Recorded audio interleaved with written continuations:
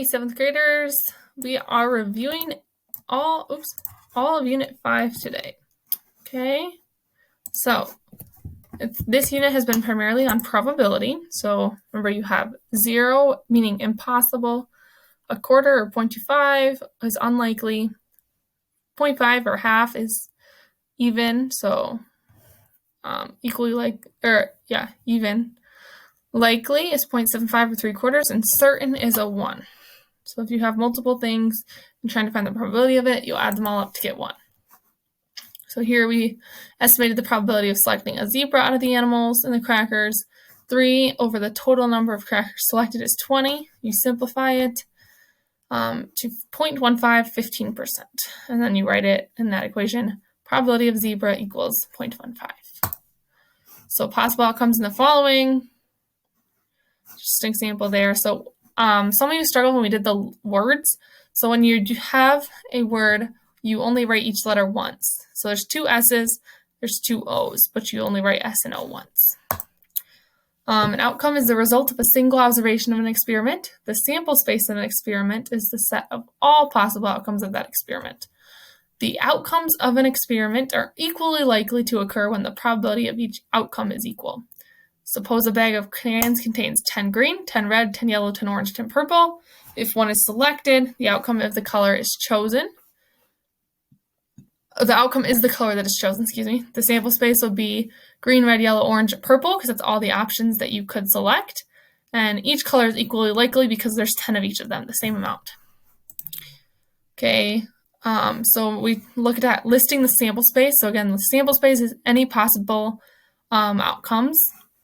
And then it says, are the events of selecting an even and odd equally likely? Yes, because there's 5 odd and 5 even.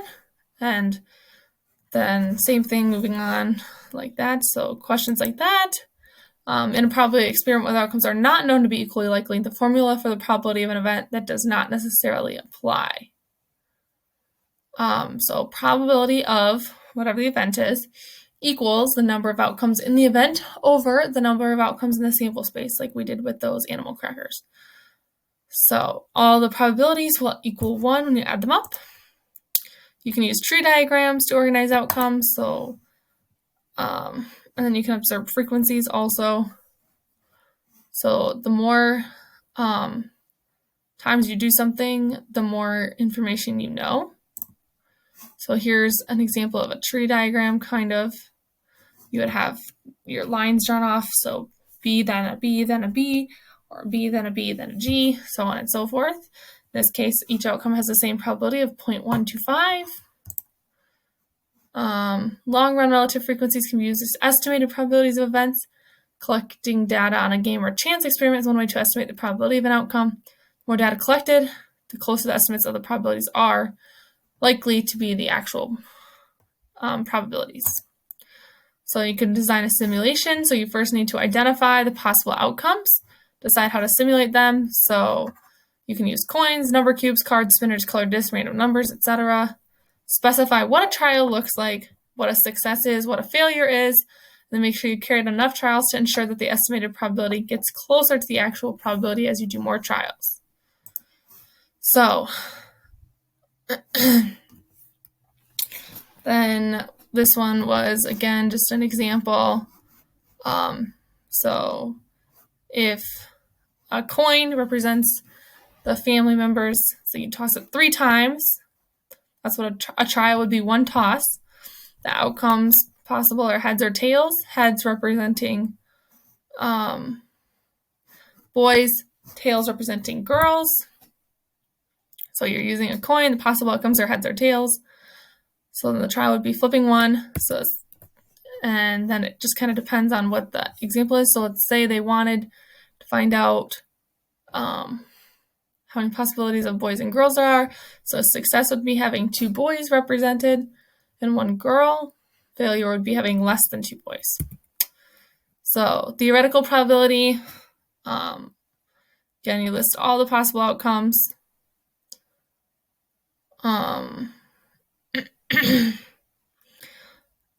If the outcomes are equally likely, you can calculate the theoretical probability.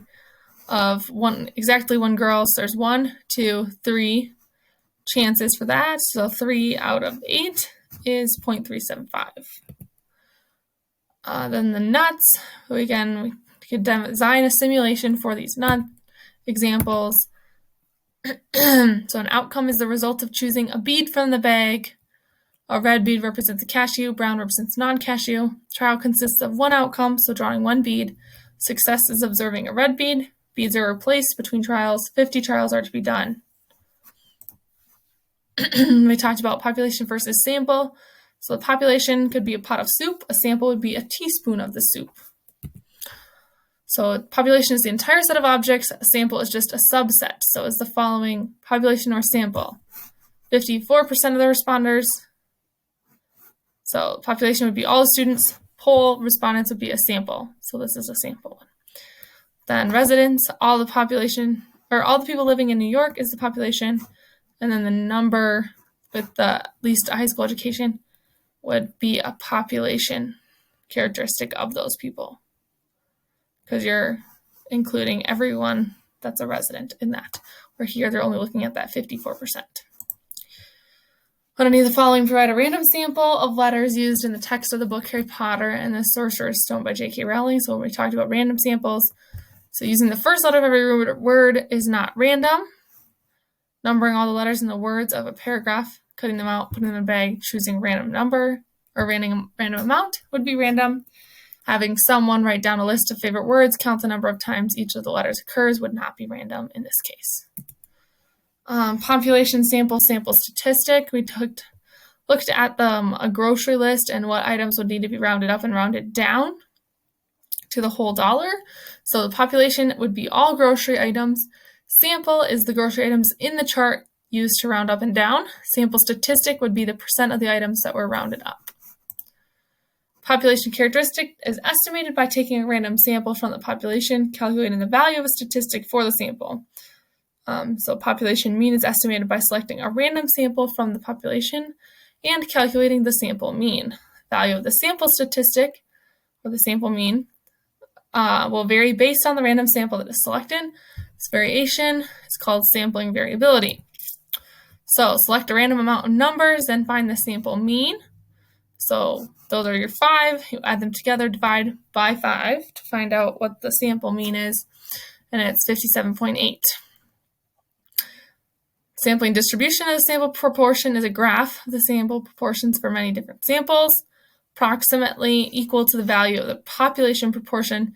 As sample size increases, sampling variability decreases. You can calculate the mean of these. The actual proportion of the entire population of middle school students is 0.15. So we found that out, and it's very similar to the mean of the sample proportions.